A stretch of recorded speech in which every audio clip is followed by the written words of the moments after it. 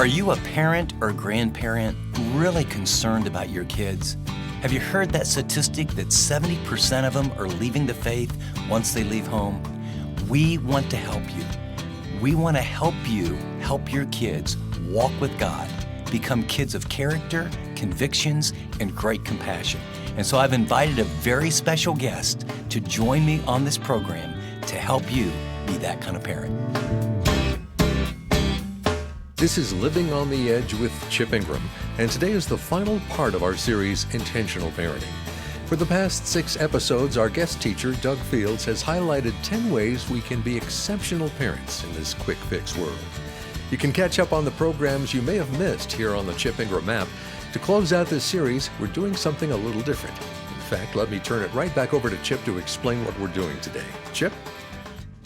Thanks, Dave. Well, to wrap up the series, we wanted to sit down and talk with our guest teacher, Doug Fields, and just have a little deeper dive into the content, pass along some wisdom to some of you that as you listen to intentional parenting and we're thinking about how can I be more intentional and the things that he talked about, a lot of questions come up. How does that look like in your daily life? And so it's a real joy to have Doug Fields with us. And Doug, you have quite a journey and quite a career in ministry, but give us a little background maybe on a little bit about your family, ministry, and I heard we have something in common that we have some grandkids. So fill us in.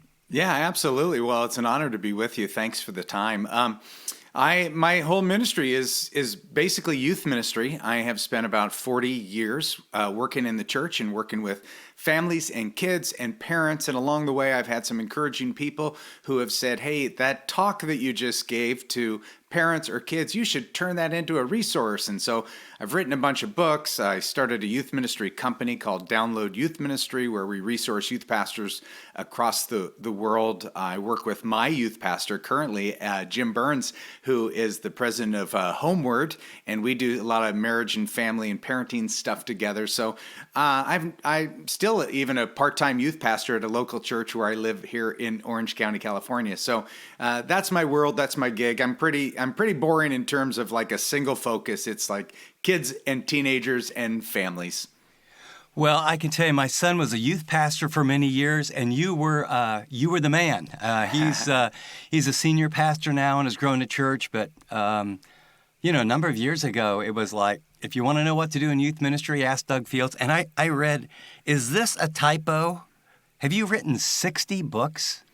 I think I've written more than I've read. So, but yeah, well, I have over the years written a little bit, but youth ministry, a lot of books, some parenting books, some marriage books. But again, people that have spoken into my life and encouraged me to not sit on some of the things that I've learned and I had to pass on. I'm actually, maybe like you, Chip, I'm surprised that anybody listens to anything I say or write. So I'm just pleased that I'm still alive and that God is using me. And I have 3 of my own kids. They're all grown and married, and they like each other, and they like Kathy and I. And we have 3 little grandkids that we are beginning to take some of this intentional parenting and just changing the name out, intentional grandparenting, because the reality is everything that we wrote about in this book and everything I've been speaking about in this series applies to grandparents as well, coaches, mentors, teachers, anybody that interacts with kids. Let's jump into the parenting world. Where did this series come out of? You actually probably taught it first, and in a situation, what birthed it? Yeah, the series that you played is the one that I spoke at my church, Mariners Church in Orange County, California. And it was a 3-week series to help parents. And I have been a student of parents. I've watched good parents. I've watched difficult parents. I've watched good kids. I've watched bad. Just seeing what can you learn from families who win and families who struggle.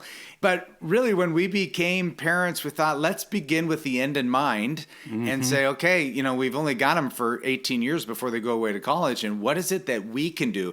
What can we do as parents as the possible? Obviously, trusting God would do the impossible. Right. But so that's where it started, just helping the parents in my church and a little 3-week series. And I walked through the elements of intentional parenting. And you know this, Chip, you've made a career out of this, is that when you help people be better in their primary relationships, they're super thankful. Okay, so it's not biblical parenting, although it's very biblical. It's not encouraging parenting, although it's super encouraging. It's not even practical parenting or positive parenting. Help me with, that's a pretty interesting choice of words, intentional. What's behind that as you think, maybe even tie it into where you see parents struggle? Yeah, well, it could have been called any of those, biblical parenting, encouraging parenting, the whole bit. The reason I chose intentional parenting is because I think parents need to aim at something and be intentional. You know, the psalmist says, teach us to number our days so that we may gain a heart of wisdom. Now, what's the flip side of intentional? The flip side of intentional is to, reactive or quick fix parenting, which, you and I know is easier. But Right. It's not as effective. So there's nothing secret behind it. It was just saying, parents, I want you to pause. I want you to slow down, and I want you to think about your end game. That's not that's, in business, people know their exit strategy. When you and I went to college or graduate school, we knew how many classes we had to take to get to that finish line. And I'm suggesting the same thing in parenting. Like, what is it that you want to do intentionally all the time to help what you can do as a parent to help your kids succeed and grow to be healthy young adults? Where do you see parents struggle most, or maybe even, teenagers, kids struggle when it comes to them being intentional with sort of all the noise and all the distractions? Yeah, it's a great way to say it, Chip. There is a lot of noise, a lot of distraction. Just even you as a communicator, we've had to change the way we communicate because, people can't sit and, listen like they used to. I think one of the biggest issues right now is kids feeling isolated. Because it's really easy. I was at a restaurant this morning and I just looked up from where I was sitting and there was 6 people in this restaurant and they were all down on their phone and 3 of the people were at the same table. So meaning that they weren't even engaging with one another, they were on their devices. And so I think what happens, even though you're on your device, you can be connected to anywhere in the world. You and I are one click away from all kinds of information and resources and everything. But even though we're one click away, we're isolated because it's so much easier to put your head down and be by yourself and escape on, kids on YouTube or gaming or whatever it might be, as opposed to when you and I were kids, when we didn't have that and, had to go outside and interact and play, in the front yard, ride a bike. Today's kids are like, why would I ride a bike? I can get on my phone and Uber anywhere where I want to go. So I think that's one of the biggest issues is isolation. I was talking to a man just yesterday, and all the kids are coming back to school, and he happened to be an instructor. And now think about 18 months, and because we live in California, many of our schools have been shut down basically on or off for the majority of that time. He's a middle school teacher, and he just said, I walked back after a week of classes, just heartbroken. None of the kids make eye contact. None of them look you in the eye, nor do they look each other in the eye.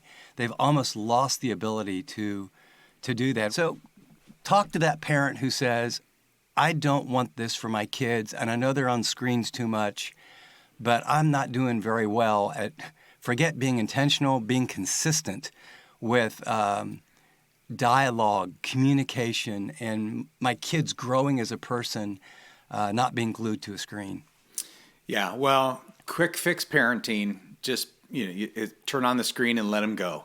Mm-hmm. And so we're asking for something different. So intentional parenting, it is not an easier route to take. And I tell parents this all the time. Like, if you want the easy route, being an intentional parent is not an easy route. But you are the parent, so that means you own the device. You own you develop the resources to create the device, that it is a gift and not a privilege of being in this family. And you would never give a car to a 4th grader and just hand over the keys to a car. But, my kids have been out of high school for a decade or more. But when they were in high school, we set a boundary at 9th grade. You didn't even get a device until you were in 9th grade. Now, it was not a very popular position. Right. You know, Right. but now my kids who are married and have children of their own have come back and thanked Kathy and I for having some boundaries and some rules and some discipline. No child is going to thank you for that in the moment. You know, thanks, Mom and Dad. You are, you know, someday you should write a book called Intentional Parenting, because the way you discipline is so honoring. You know, none of that. So parents, I'd say, you're in charge of the screen. You would never give a car to a fourth grader. So why would you give a phone to a fourth grader without any set of rules and boundaries? And I think it's one of the most dangerous things we do is we give young kids access to the world without any boundaries. And boundaries actually communicate love and discipline. So, you know, Chip, you know this as well as I do, that my role as a parent when my kids were growing up is really not to be their friend. Yes. And I think that's where a lot of parents struggle. You want to build good relationships. So right now, we have great relationships with our grown kids. And I mean, we feel like we're stealing other people's blessings because our kids still like to be around us. But we were not there. Our goal was not to be their friend. Our goal was to develop a great relationship with them so that someday we would be their friend. And so, you know, if parents can't enforce consequences, they're just never going to be effective parents. The one line as I was listening to your series, you made a comment. It was along the idea of one of the major problems in families are kid-centric families. In other words, families are run by where do the kids want to eat and what sports are the kids playing and what do the kids want, and like asking 4 and 5-year-olds, do you want this or this or this? And I'm sure there's an ego stroking there, but would you just role play now about how do you handle that? Because the people listening right now are going, you just described my life. Totally. The problem with kid-centric parenting is that by the time those 6,570 days are up and the child has moved out of the house, what we now experience, Chip, is what is given the term the grain of divorce, meaning gray hair, that people are getting divorced at later years because their whole marriage was based on parenting. And so the problem with that is that if everything is about the kids and nothing is about your relationship, you're not going to be on the same page even raising the kids. And one of the most loving things you can do is to improve your marriage, which, you know, maybe is another discussion at another time, but I think parents got to understand that the health of your marriage is going to affect the longevity, the health, the maturity, the spiritual development of your children. So that's kind of when I say, you know, kid-centric parent. I mean, we're all into our kids. We all love our kids, but we have to love our spouse if we want to fully love our kids. So no, I think it's critical, and I do think, as I say to a lot of guys that I meet with, is if you get lost in your work and she gets lost in the kids, and you both wake up about 20, 25 years later, if that's what it's built on, man, it's a crisis. It makes the empty nest one of the most tragic times in your life. And yeah, one of the things that we do that help our kids feel really secure is, guess what? Your mom is more important than you. Your dad's more important than you. Yep. And kids learn they can't work you when that's true as well.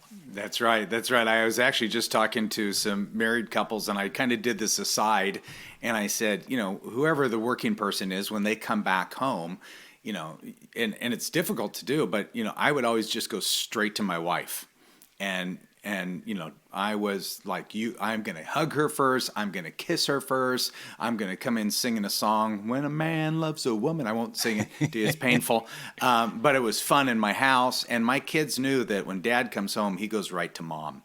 And that sends a message, even at an early age, of, you know, what is the most important. You know, you talk about the kind of discipline that's honoring, that is both fun and firm. Of all the topics, when I ever talk about parenting, people just want to go to, would you guys forget the chatter? Help me know how to discipline my child. It's not working.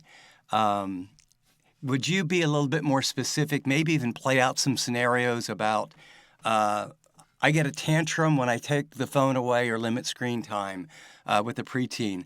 I have a teenager who basically slams the door. I don't love you. It's my phone. It's my life.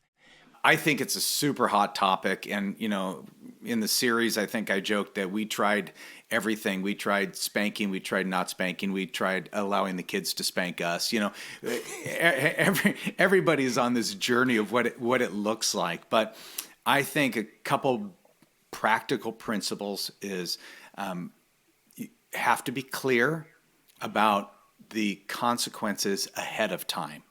So I call this discipline by choice.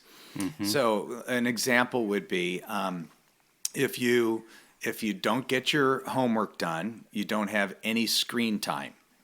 And that's just, we agree to that ahead of time, and the child says, okay, I get it, I understand, you own the screens anyway, I can live with that rule.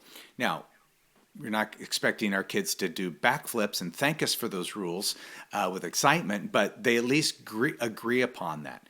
Then when he or she doesn't do their homework and they're on the screen, then it's my job to enforce the consequence. But here's the great thing about clarity ahead of time is that now we teach kids responsibility and decision making, which ties into really kind of their self-confidence and their own esteem and value. Like, hey, when I make decisions, there can be good consequences, that I'm not a victim of this world. And so what I think parents do, Chip, that is difficult for kids because they don't have the emotional maturity to deal with this, is that we get mad, we posture up, we yell back at them, and then we pull consequences out of the air. Yep. So we say things, oh, okay, you are grounded from your phone for a month.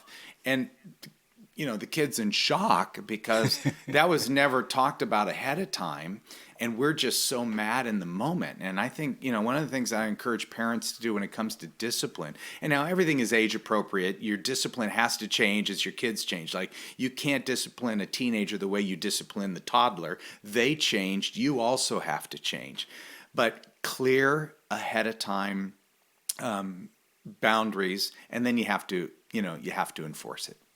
And I would encourage them, just having lived this same world with you, is when my kids got to be teenagers, and they're developing, and there's going to be pushback, and there were certain things where no matter how much you talk, it's not like there's 50 different things that you have challenges with your kids, right? I mean, there's 3 or 4. Sometimes it's homework, sometimes it's sibling rivalry, sometimes it's an attitude or something.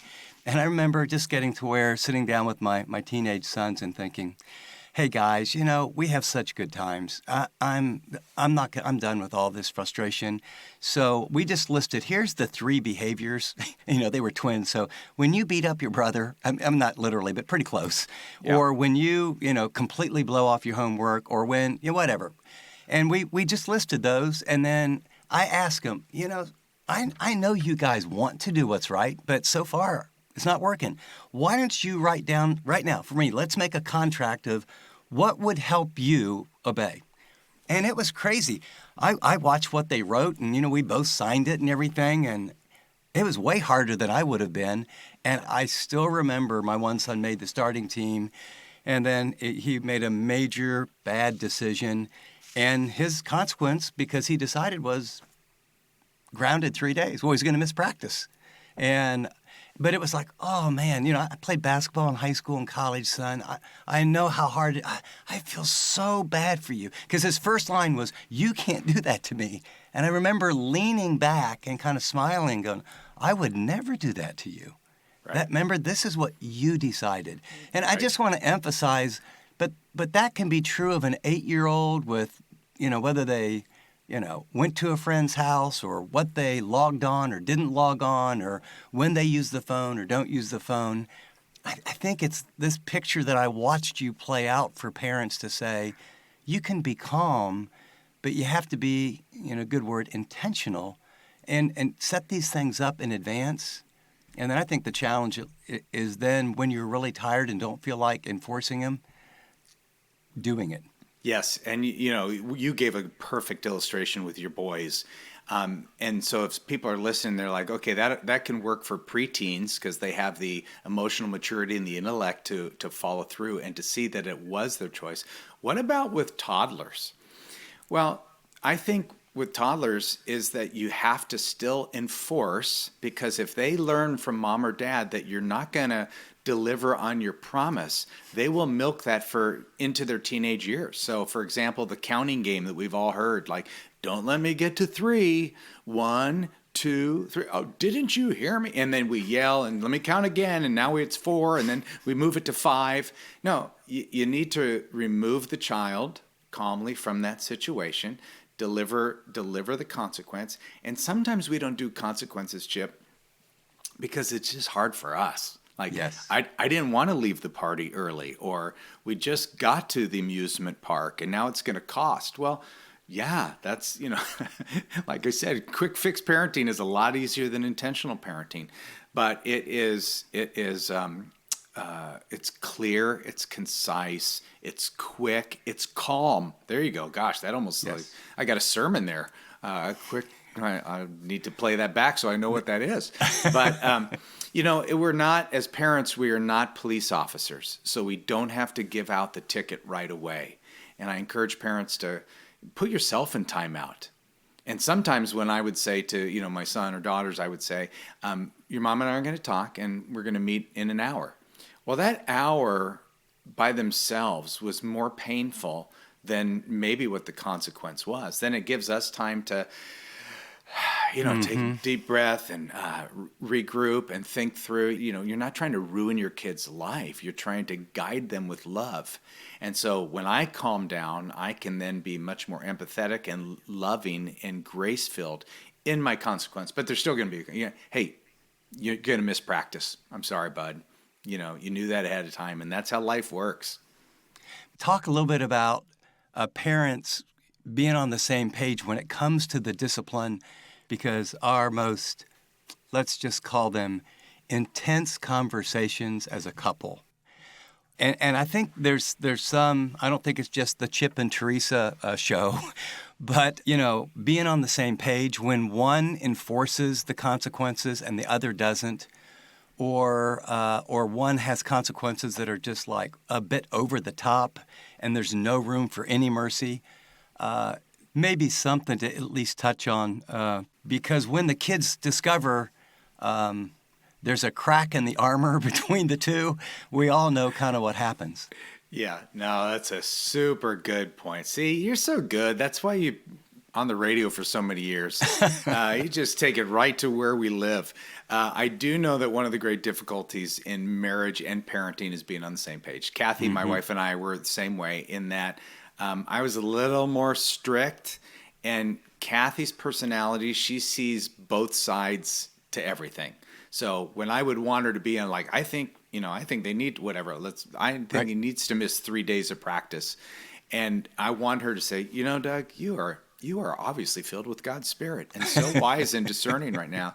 She could see it from the child's side, and it was, we had some good conversations and tensions related to that. And here's where we came to. It's kind of like when we trying to make a choice to go out to eat. Like, I'm 50-50. It's your turn.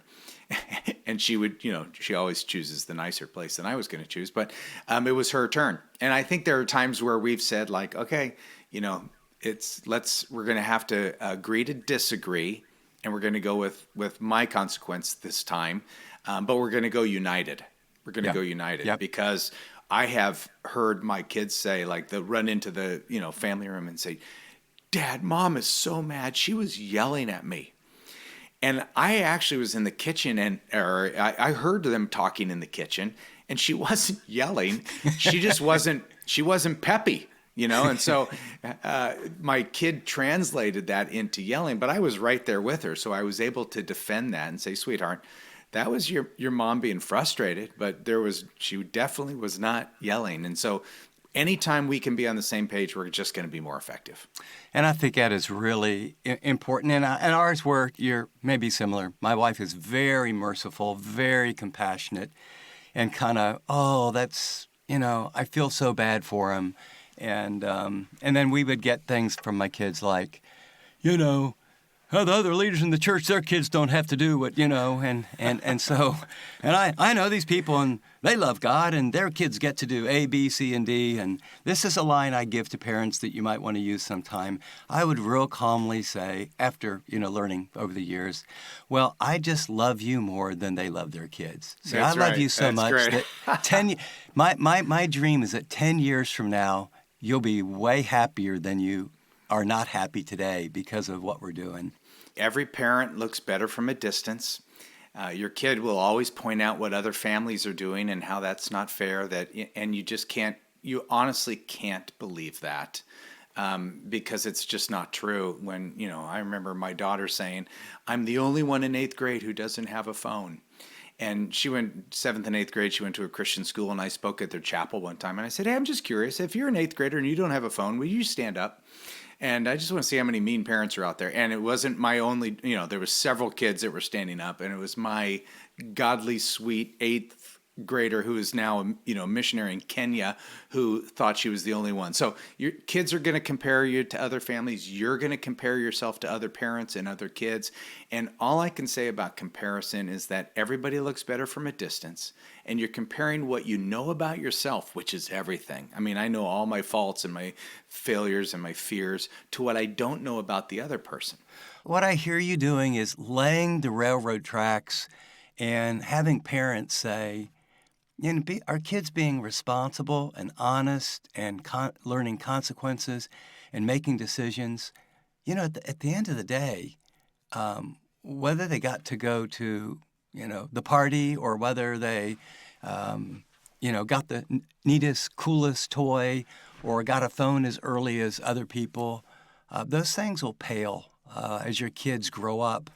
And we're living in a day, at least in my little section of the world, boy, I've got a lot of parents whose kids, they took them to church and dropped them off, maybe even sent them to a Christian school. And maybe this kind of gets back to the very last thing I want to talk about. They wanted their external morality and their academic success to be sort of shining. And they tried somehow to sort of outsource that in some ways. And what the kids didn't pick up, and they would say this now as their 25-year-old or 27-year-old or the one back from college who really has no interest in their parents' faith, who doesn't buy into their morality, and they're heartbroken and saying to me, Chip, I don't think they caught my faith because we went to church, but they didn't see a passionate follower of Christ in me. Could you talk about maybe just the role of modeling, and what do you do if you're that person going, I almost wish I hadn't turned on to this broadcast or this podcast because what these guys are talking about, I'm shamed over. I've blown it. Is there still hope? And if so, what do you model, and how do you do it now? Yeah, you brought up so many good things there. Well, I think if you want your kid to, at the end of that 6,570 days, to be walking with Jesus, then in today's culture, you have to walk with Jesus. Yeah. That it is not, you can't drop them off to the youth ministry and say, we have them baptized, sanctified, and dry cleaned, and I'll pick them up when they're 18.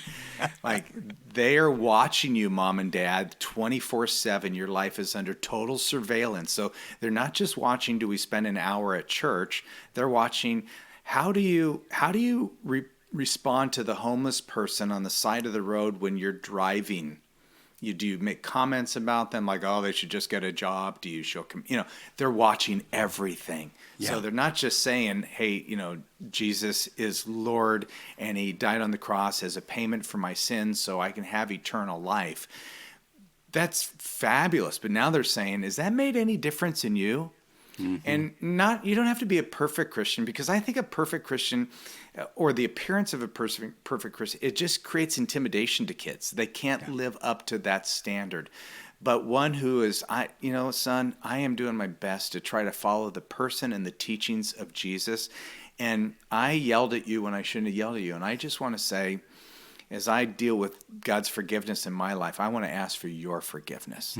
And so, you don't, if you are reading devotions with them every night before they go to bed, that's fabulous. If I'm just saying, you don't have to be the perfect Christian parent. You just have to be real. You have to be transparent. You have to be living out your faith that I'm a follower of Jesus and I'm trying to keep my eyes on him. And son, I have this one doubt and I want to share, whatever's age appropriate. Like, you take them on your journey with you. And make it about Jesus.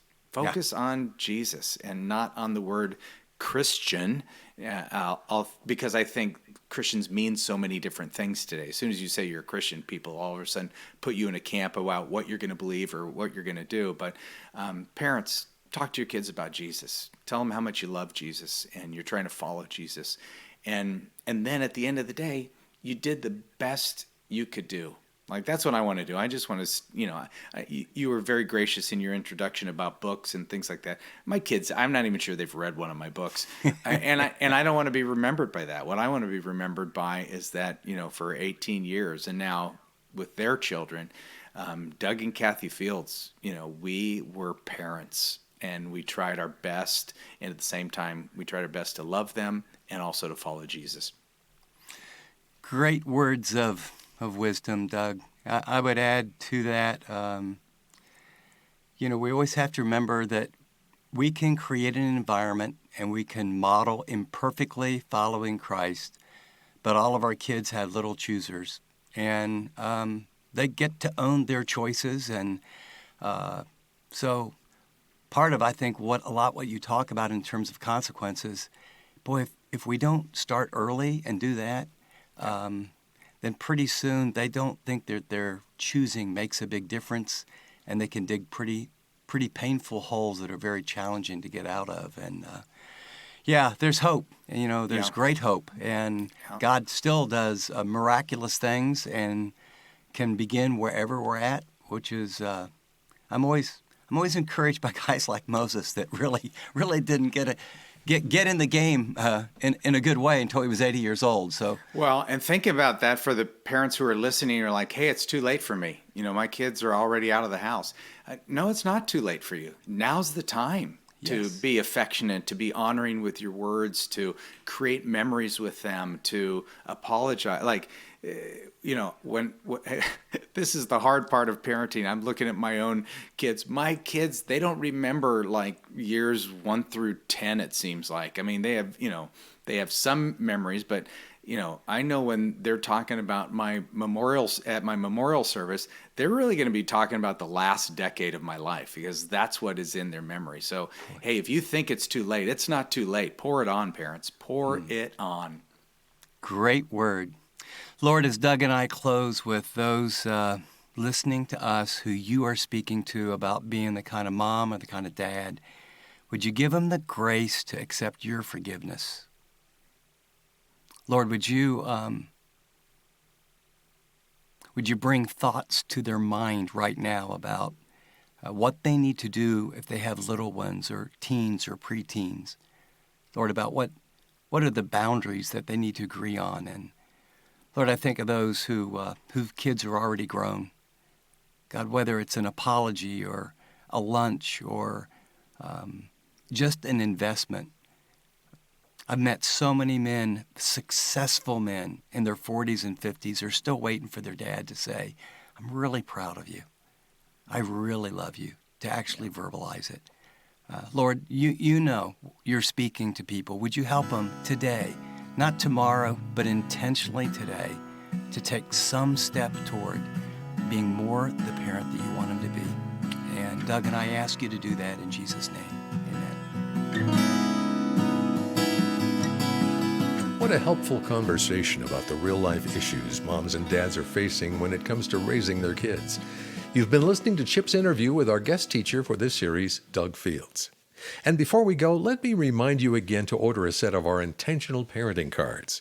These were developed out of this series to take us deeper into the 10 areas Doug's talked about. And right now, when you buy this resource, we'll also give you a set of our Discuss This cards absolutely free. Tap Special Offers to get your hands on our Intentional Parenting and Discuss This cards. Well, from all of us here, I'm Dave Drury, reminding you to join us next time for more Living on the Edge.